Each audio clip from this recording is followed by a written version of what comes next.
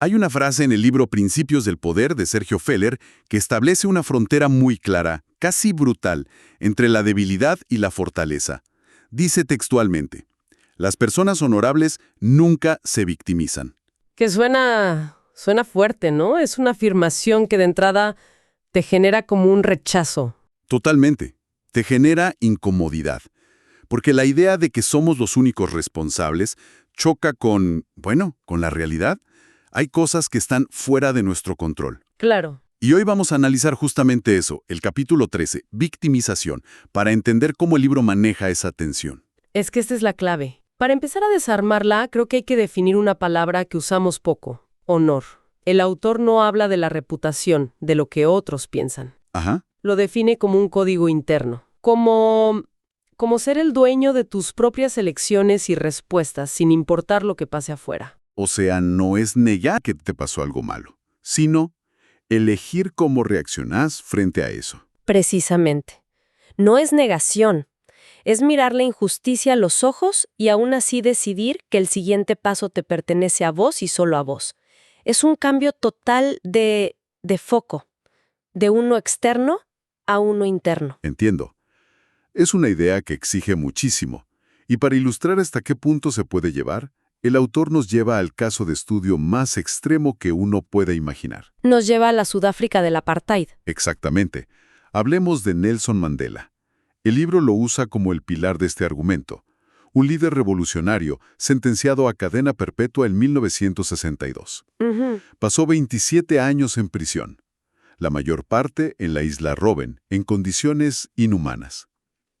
Es el escenario perfecto, casi de manual, para que alguien se defina a sí mismo como la mayor víctima del mundo. Sin embargo, no lo hizo.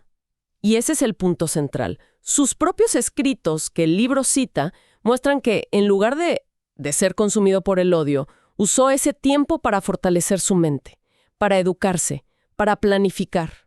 Ajá. Mantuvo una dignidad que, dicen, desarmaba a sus propios carceleros. No se veía como un objeto pasivo del sistema, se veía como un agente activo que, temporalmente, estaba en una celda. A mí me cuesta trabajo imaginarlo, en serio. Después de casi 3 décadas de injusticia, ¿de dónde saca una persona la fuerza no solo para perdonar, sino para no buscar una venganza total? Es que, y esto es lo fascinante, no fue un simple decidió ser bueno, para nada. El autor argumenta que Mandela entendió algo profundamente estratégico. A ver. Entendió que la venganza lo habría mantenido como un prisionero del pasado. El rencor es una cárcel sin muros. El perdón y la reconciliación, en cambio, eran la única jugada que le daba el control total sobre el futuro. No fue un acto de sumisión, fue el acto de poder definitivo. Verlo así lo cambia todo. No es debilidad, es estrategia pura. Es decir, yo decido cómo termina esta historia, no ustedes. Exacto. Se apropia de la narrativa. Hay una de sus citas que el libro resalta mucho. La mayor gloria no es nunca caer, sino levantarse siempre. Y en este contexto, levantarse no es solo sobrevivir. Es más que eso. Es tomar el control y redefinir las reglas del juego. Su objetivo no era castigar, era construir una nación. Y para eso necesitaba a todos, incluso a sus antiguos enemigos. Quedarse en el rol de víctima hubiera imposibilitado ese objetivo. Esta filosofía es muy poderosa, ¿sí? Pero ¿no existe el riesgo de que se malinterprete, de que se use para invalidar el sufrimiento genuino de las personas? Es una objeción fundamental. Y el libro, de hecho, le dedica un apartado a esa advertencia. Lo aclara muy bien. No se trata de culpar a la víctima. Nunca. Bien. La responsabilidad de la que habla no es sobre la causa del daño, sino sobre la respuesta a ese daño. Son dos cosas distintas. El autor es muy enfático. Una persona no es culpable del abuso que sufrió, pero sí tiene el poder, por pequeño que parezca al principio, de elegir cómo responder a esa realidad. Ahí está la distinción. Es sutil, pero clave. Entonces, ¿cómo se equilibra esto con la autocompasión? Porque, para sanar, uno necesita reconocer el dolor. ¿Cómo se hace eso sin caer en la victimización? ¿Dónde está la línea? Esa es la pregunta del millón, ¿no? El libro sugiere que la línea está en la agencia, en el poder de actuar. La autocompasión dice, Esto que me pasó es terrible, duele y no es justo. Valida el sentimiento. Entiendo. La victimización le añade una segunda parte. Y por eso no puedo hacer nada. Estoy definido por este daño. La autocompasión es un diagnóstico. La victimización es un pronóstico de por vida. Vale, entiendo. La historia de Mandela es monumental, pero por eso mismo puede parecer inalcanzable. ¿Cómo se aplica esto si no estás enfrentando 27 años de cárcel, sino, no sé, un problema con un jefe, una traición? Y el libro es muy consciente de eso. Por eso después del gran ejemplo, lo baja a tierra. Lo aterriza en escenarios mucho más cotidianos. Pone el ejemplo de un despido. Ajá. La mentalidad de víctima se enfoca casi solo en la injusticia. El jefe que no me valoró, la empresa, la mala suerte, es un relato de impotencia. Que por otro lado es una reacción superhumana y comprensible. Totalmente. Y el libro no dice que no sientas esa rabia o esa frustración. El punto es no quedarte a vivir ahí. La mentalidad de responsabilidad, sin negar la injusticia, se obliga a hacer otras preguntas. ¿Cómo cuáles? Como, ¿qué parte de mi desempeño era mejorable? ¿Qué habilidades necesito ahora? ¿Qué señales de inestabilidad en la empresa quizá ignoré? El foco cambia, de la queja a la acción. Otro ejemplo que menciona es el de la infidelidad.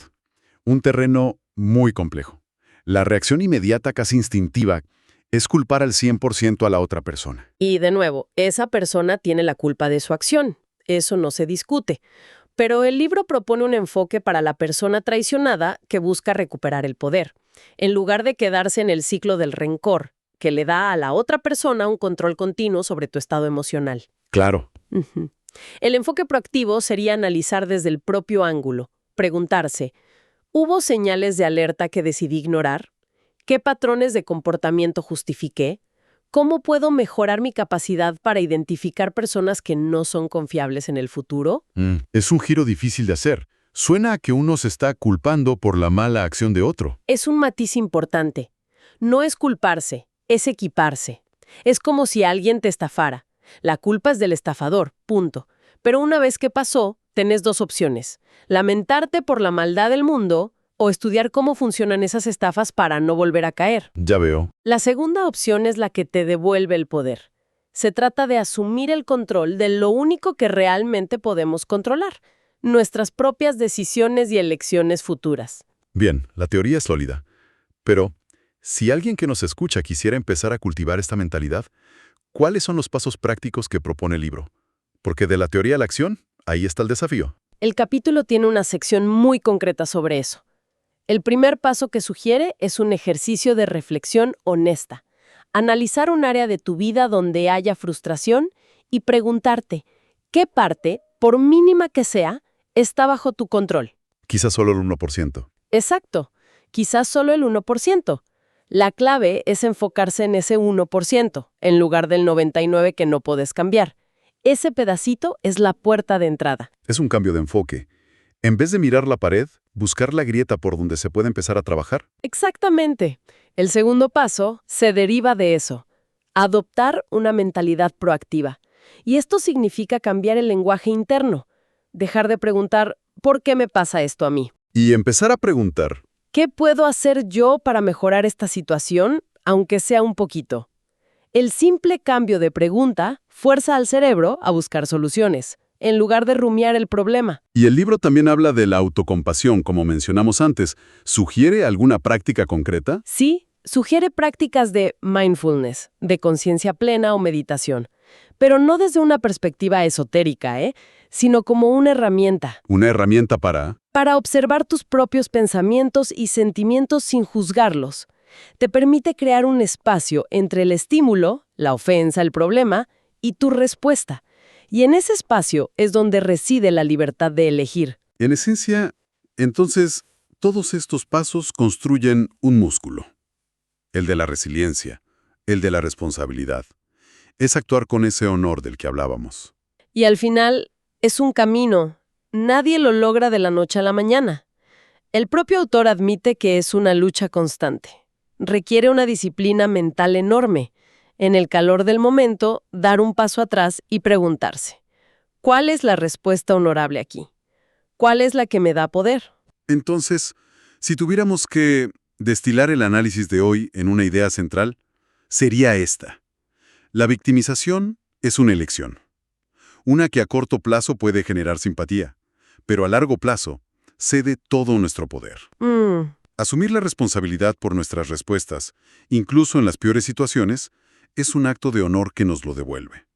Y la historia de Mandela es la prueba más extrema de hasta dónde puede llegar esa filosofía. Y esto deja una pregunta importante flotando, ¿no? Para reflexionar. Si aceptamos este principio, nos obliga a mirar hacia adentro y cuestionarnos. ¿En qué aspectos de la vida, quizá pequeños, podríamos estar adoptando una mentalidad de víctima sin darnos cuenta? Claro. ¿Qué historia nos contamos sobre haber sido agraviados que en realidad podría ser una jaula que nos pusimos solos? Y sobre todo, ¿qué cambiaría si eligiéramos la responsabilidad en su lugar? Para quienes busquen profundizar en estas ideas, el libro es Principios del Poder de Sergio Feller, y pueden encontrar más información visitando su cuenta de Instagram. La exploración de estos conceptos continúa, con un análisis nuevo cada semana en Principios del Poder. También pueden seguirlo en Instagram en @SergioFeller, donde encontrarán contenido relacionado y acceso a su asistente de inteligencia artificial. Ah, sí. Es su clon digital, Sergio Feller GPT. Es muy efectivo para ayudar a resolver problemas y fortalecer el poder personal. Para probarlo, solo hay que enviar por Instagram la palabra poder para recibir el enlace. Si este análisis aportó valor o ayudó a ver algo con más claridad, una calificación positiva ayuda muchísimo a que el mensaje llegue más lejos. Nuestro tiempo se acaba. Gracias por acompañarnos en este análisis.